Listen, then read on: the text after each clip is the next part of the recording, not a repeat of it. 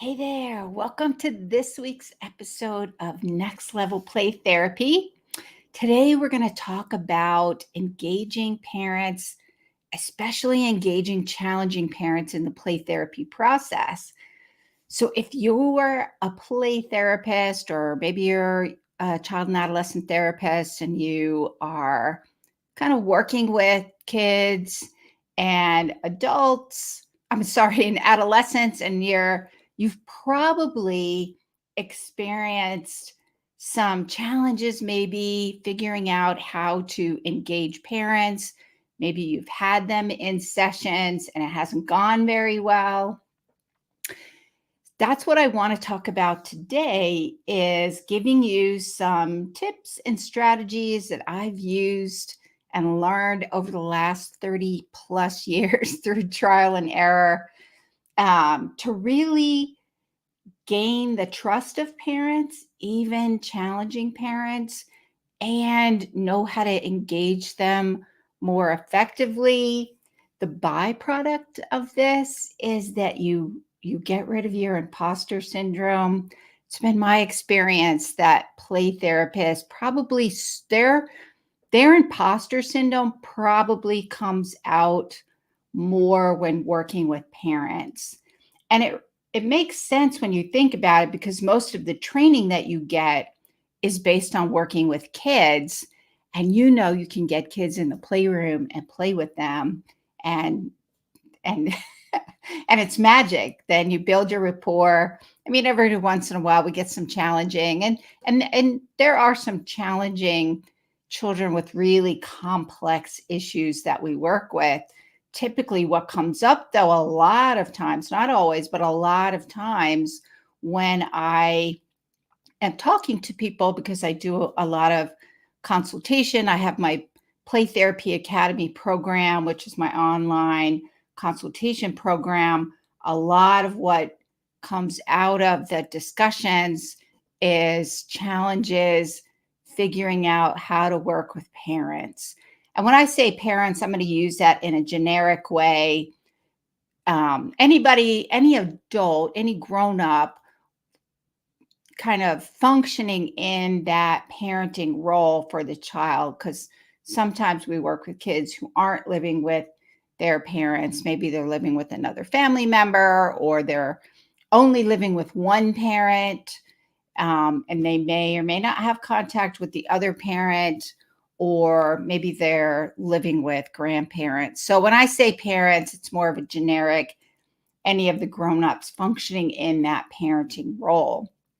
And it can be challenging knowing how to engage parents in the change process in play therapy. And so we also know that it's important, if you're working with children and adolescents, then children don't exist in a vacuum. They exist and are dependent upon and daily interact with their family members, so parents, siblings. And we know from neuroscience and attachment, and especially all of the work that we're learning about interpersonal neurobiology, and some of the work of other early researchers like um, Alan Shore and Peter Fonagy and his colleagues, learning about the role of those early experiences on the formulation of emotion regulation capacity, also our identity. So, who we are, my beliefs about myself, others, and relationships all come from these really important family relationships. And we also know when parents are doing better, children do better. I really kind of believe that a lot of the challenges that children are facing right now is because there's so much anxiety and distress, and just some challenges with everything going on in the world, maybe in your community. I know here in the US, families are really struggling. And when we're able to create that strong environment where children can thrive within their home, we know they do better. That's how they develop resiliency. And so to me, as a play therapist, I think we really can do a better job of integrating parents. And also, I'm a big fan of using a family systems lens with attachment and neuroscience to engage and look at relationship patterns going on within the family system. I think we don't think a lot about sibling relationships and the role that they have to create a safe place, to create strong support relationships, all of those, that environment that children live in. I think we can do a better job of finding ways to support children by supporting their parents and supporting their family systems. So that, and we also know that can be challenging. We know that can be hard. So that's what I want to talk about today, is giving you some tips and strategies how to engage parents more effectively, more confidently in the change process. And I am also going to talk about my attachment focused family play therapy model that I developed several years ago. Actually, it's been longer than several years ago, um, because I needed a way that had enough flexibility, but was also rooted and grounded in theory and family systems and attachment and neuroscience, that had enough flexibility to work with parents or just work with siblings or get the whole family in there or parts of the family and facilitate the change that I'm about to talk about today. So, if you're interested to learn more about that, I do have a live webinar coming up, or a recorded version if you're not able to attend the live webinar. So you'll want to hang on to the end. I'm going to talk a little bit more about it. I'll also talk about my book, which I based the webinar on, Attachment Focused Family Play Therapy. So let's get started for today. So if you're watching, I would love to see who's here.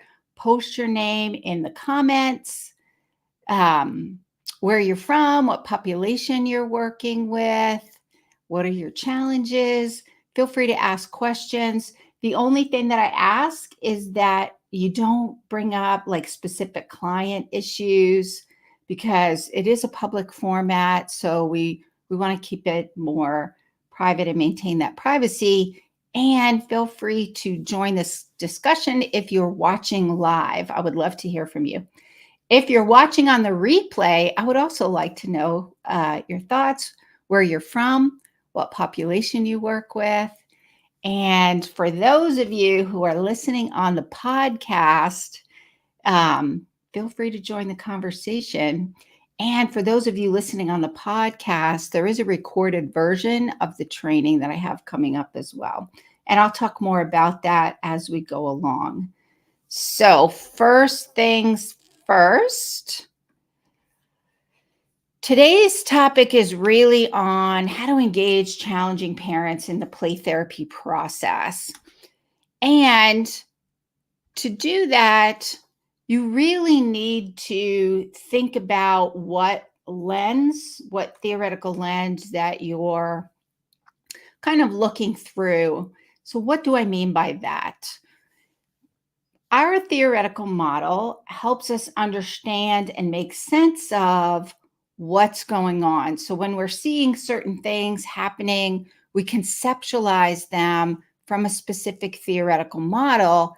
That's going to influence why we think the behavior is happening and what patterns in the client's life are supporting that. That's your case conceptualization, which will be based on your theoretical model. So when I'm working with children, especially when I'm thinking systemically and I'm looking at them within context of their family system, then I love using an attachment and neuroscience lens to conceptualize that with some family systems theory kind of thrown in there, because that's going to help you figure out what's the role. Once you figure out why the behavior is, or, get a good sense in the beginning. We're not always going to know everything right from day one. Some of that, I usually like to take like the first 90 days to get a really good sense of things. And I'm going to use that information to help me figure out what's going on. And my theoretical lens is going to help me figure out what's the role of parents. What is the role of parents in the treatment that you provide for children and adolescents? And in play therapy, there's kind of this traditional approach of you just focus on the individual client, which is the child. And that makes sense because it answers the question, who's the client? From a play therapy perspective, the child is the client. However, that doesn't mean that we don't look at the child in context. We look at the child in context of what's going on in their family and the role of parents and in the change process, helping their child through the change process. So when we see parents as a vital component of the change process, then we'll begin to formulate our expectations. You can't really clearly communicate expectations to parents about their role in the change process if you haven't first figured that out for yourself. A lot of mistakes that I see happen a lot are, as a play therapist or child and adolescent therapist, parents are important, so you want to involve them, or any number of reasons. Child won't go in the session alone, or you're noticing parents are anxious, or you start worrying about what's going to happen, what parents are thinking is going on in the playroom without being present. All of these things, all of these worries pop up in your head. And so then you just kind of plop parents in the session with no plan, no understanding of what their role is, no discussion with them about their role. And then what ends up happening is it feels awkward. You feel awkward. Your imposter syndrome starts going off the chain. And a lot of that is due to not really having a plan based on your expectations. And your expectations are going to be based on how you see parents' role in the change process. So that's why it's important really to have that theoretical model that you're looking at. I like using neuroscience and attachment because from the research, decades of research have shown us from a neurobiological standpoint and theoretical, we see the influence of these family and attachment relationships on the ability for children to regulate their emotions, for their beliefs about themselves, who they are, their capability, their self-esteem, their self-concepts. All of those are rooted in these really important relationships for children. The next thing is, once you have your case conceptualization, you have your theory lens, you're looking at this from a neuroscience and attachment lens, so you understand the role of parents, you understand how to communicate that to them based on these things. Underlying all of this is building trust. In order to really engage parents, you really have to build trust with them. And if you've listened to any of my previous live stream episodes or replays, then you know that building trust is a really important part of the process, because parents already feel, most of them, the vast majority of parents bringing their child already feel like failures. They're going to be convinced that you think they're a terrible parent, that you're judging their parenting. They've heard 97 million trillion things on the internet about what makes a good parent. They've seen other people showing up on Instagram and all of that, maybe TikTok, about their fabulous relationships with their children. We know that social media has an influence on creating anxiety and depression in people. So they're seeing all these things and being bombarded and hearing 97 million things about, well, you have to do this to be a good parent, or you have to do this to do a good parent, or if you do this, or if you show up imperfectly, you feel like you've just failed your child, right? So building relationship with parents means you're really knowing how to engage that therapeutic use of self. Your therapeutic use of self in a professional capacity means you show up authentically and congruently with empathy and unconditional positive regard with parents. Now, we have to hold some hard things sometimes, and that doesn't necessarily mean we don't have hard conversations. Sometimes we need to have hard conversations. If you have built that trust with them, if they believe that you are not judging them, if you believe that you are there to support them, if they believe you are there to support them, then you're going to build that trust. And when you build that trust, they're going to be more willing to make the hard changes that you're asking them to make. To do that, though, you have to have a consistent and dedicated time to meet with them.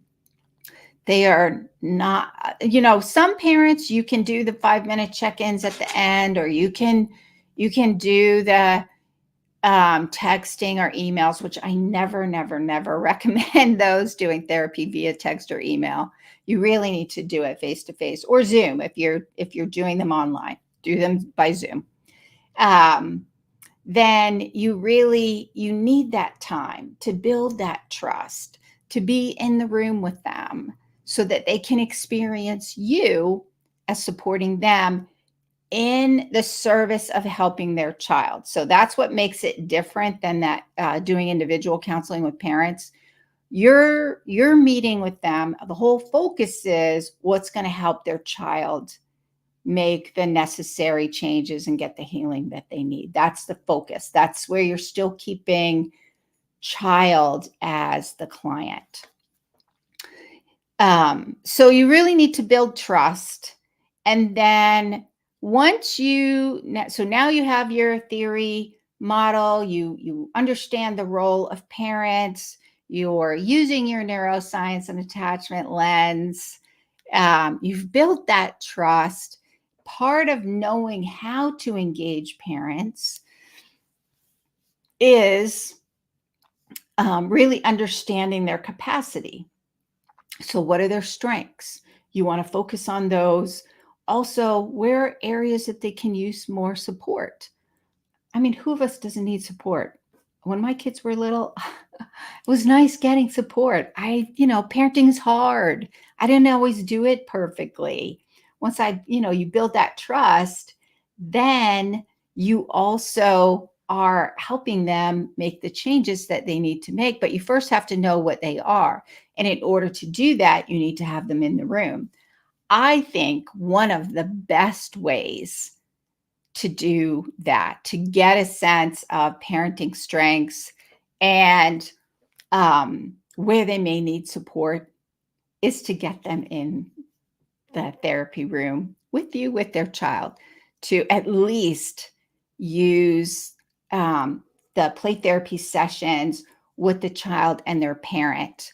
And then also to get a better sense of how both, if they're with both parents are in the home, get both parents in there with the family, get them in there with the siblings.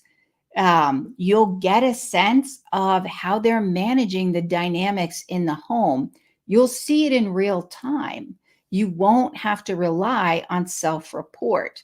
Because I don't know about you, how many times have you had this happen where you're meeting with your client, you're doing your individual counseling sessions, you're meeting with parents, and what parents are reporting doesn't seem to be lining up with what's going on. And that doesn't mean that they're not, that they're lying. I don't mean to suggest that at all, but they don't know. They're not trained like we're trained. They don't know.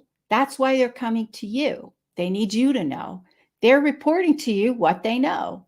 They're reporting to you what is their perspective, how they're perceiving things.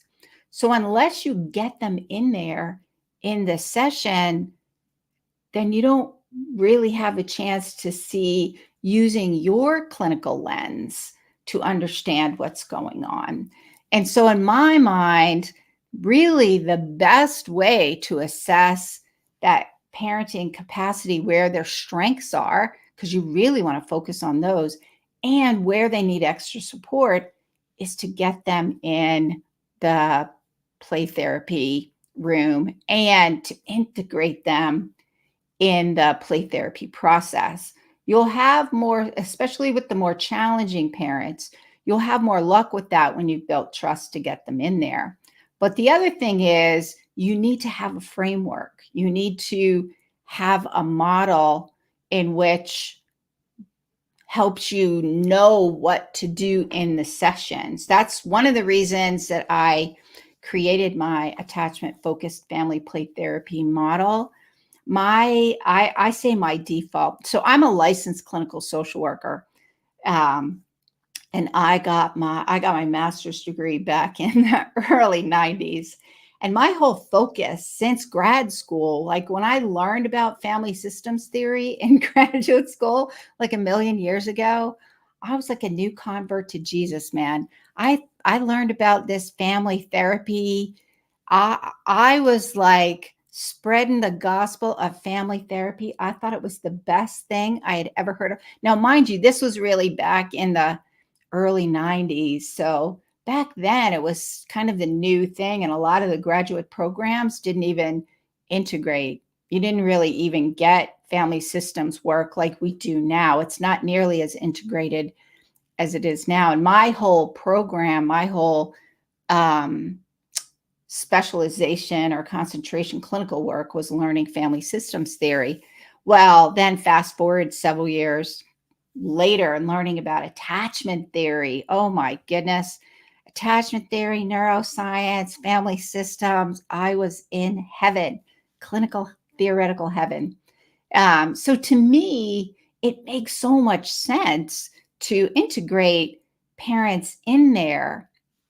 And so I'm a big proponent of that, getting them in there. But we need a framework. Like we need a framework that helps us know what to do in sessions, how to pick the interventions. How do you know which stage of change they're in? How do you access those therapeutic powers of play? How do you deal with all of those different ages and developmental stages? Like, what if you have a 6-year-old and a 10-year-old and a 16-year-old in the session? How do you keep them all engaged?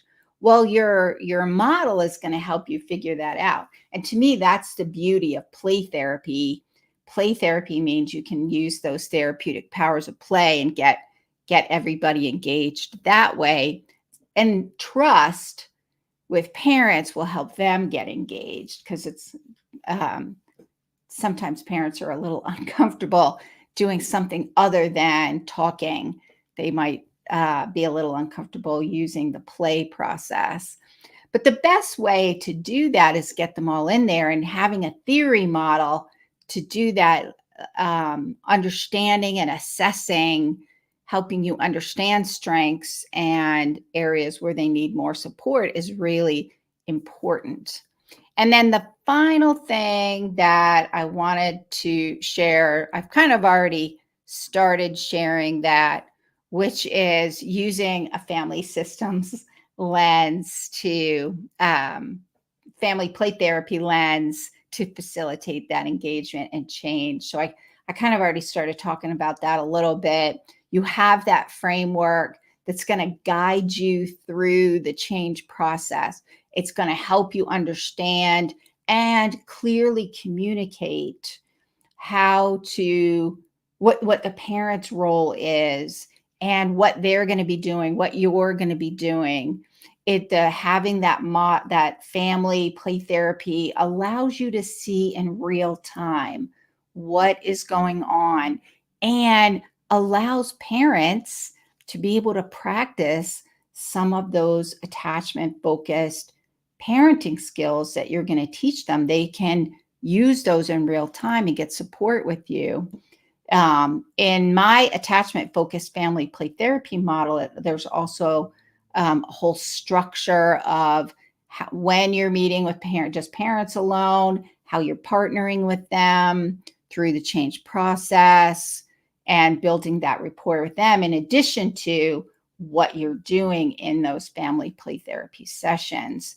And you get to see in real time what's going on in the family, all those family patterns, the relationship patterns, and you're creating and you're using and implementing the interventions, those play therapy activities in real time with family members, helping them to make that shift to create that secure attachment environment that creates support and resiliency for clients.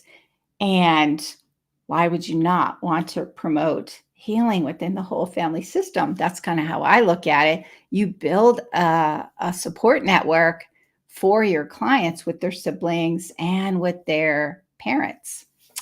So that is it for today. So let me do a quick recap.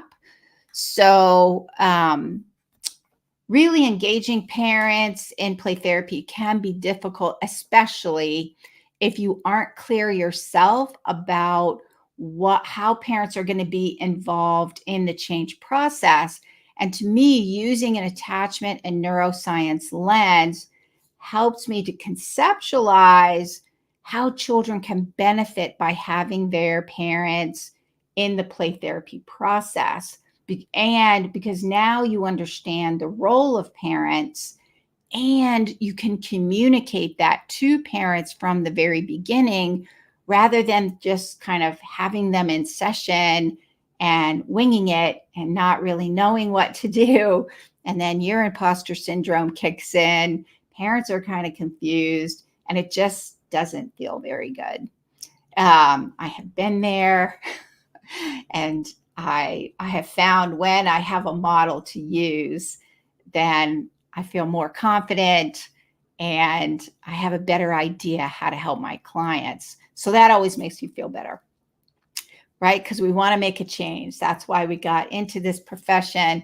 We want to make a difference, which means we need to really have that grounding in a theoretical model that's going to guide us through and help us understand who needs to be in the session and who maybe not be in the session. And the second thing is really the glue to making this all work is building rapport with parents.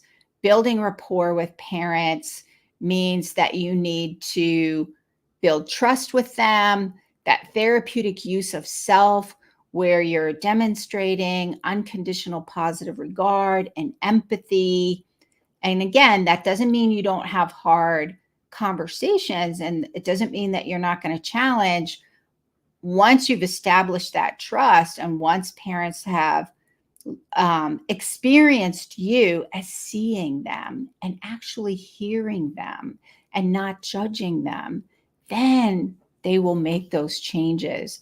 Then you can have those hard conversations, but not before then. They have to trust you first, or it's not very likely they're going to make those changes you're asking them to make. And then once we have that theoretical model, we understand the role of parents, we have that understanding of how to identify and understand what the problem is and identifying those patterns that are sustaining it. We've built trust. And now we also want to assess parenting abilities, parenting strengths, and where they need additional support. And my belief is the best way to do that is to get them in the room with the child.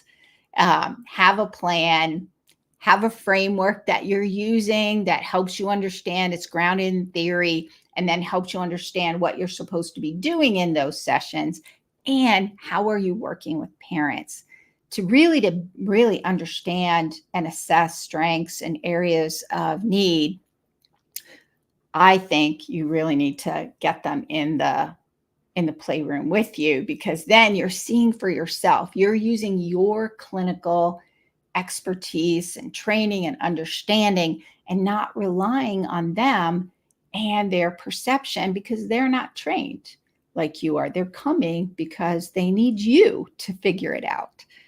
And then the final thing is that I believe using a family play therapy model will help to engage parents in a really deep way, to really help them engage in a meaningful way in the change process, where they feel supported as your partner in the change process. And you have a plan, you have a framework, you know what to do in each phase of the change process. You know how to help parents learn some attachment-based parenting skills. You have that relationship with them to help them use those skills and practice those skills and get feedback from you of what's going well, and working collaboratively. My mouth's not working. Working collaboratively with them in that healing process. So that is it for today. If you're interested, I do have a webinar coming up. It's a live webinar. It's kind of an introduction to my attachment focused family play therapy model. It's going to be a live webinar in September.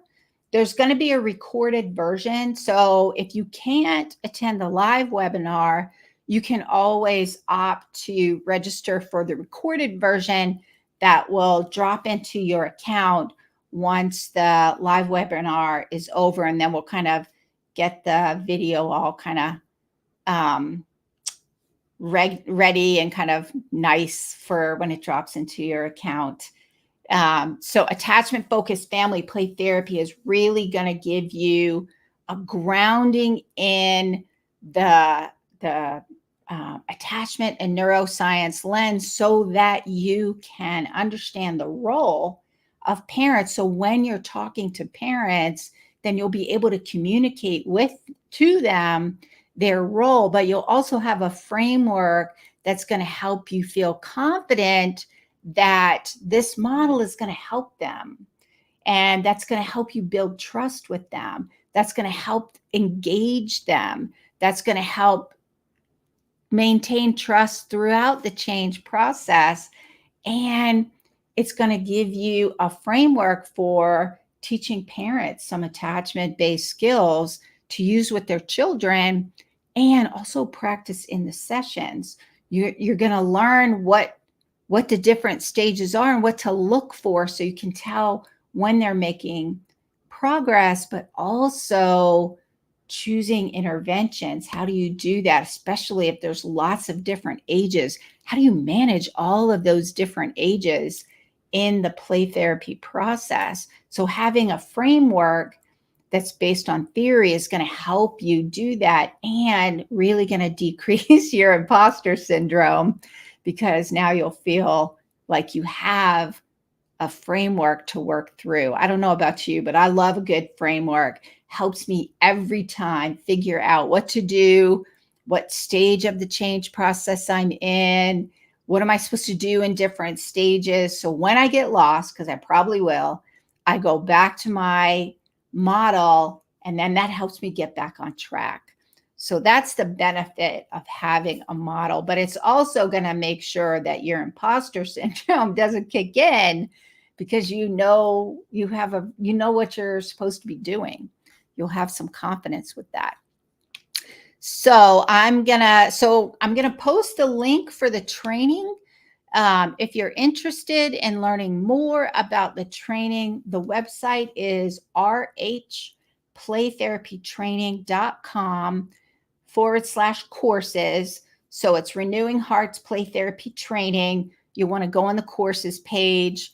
If you register before August 24th, you can take advantage of the early bird pricing. That's going to be ending this week. So if you're interested, hop over to the website and register today so that you can take advantage of that early bird pricing. And last time I did a live stream, somebody mentioned my book. So I thought, I should just probably mention that as well. Attachment Focused Family Play Therapy. The book goes much more in depth, and it specifically focuses on working with children and adolescents in trauma. So this one has a specific trauma focus, but I use attachment focused family play therapy. I use this model all the time. And the likelihood, I usually start out with individual counseling, just because I want to get a sense of the child and I want to build that relationship with parents. And then the likelihood I'm getting parents and kids at the very least in the playroom together and using this model is very high. And if there are siblings, then I'm usually at some point getting parents and all the kids in there at some point in time. I find that it goes faster. I find I can accomplish more, get better outcomes quicker when I integrate the attachment focused family play therapy model in the treatment process. So that is it for this week. And if you are listening on the podcast, as a reminder, go over to the website. You can register for the recorded version. If you're not available for the live webinar, feel free to register for the recorded version. And I will see you next week. Bye for now.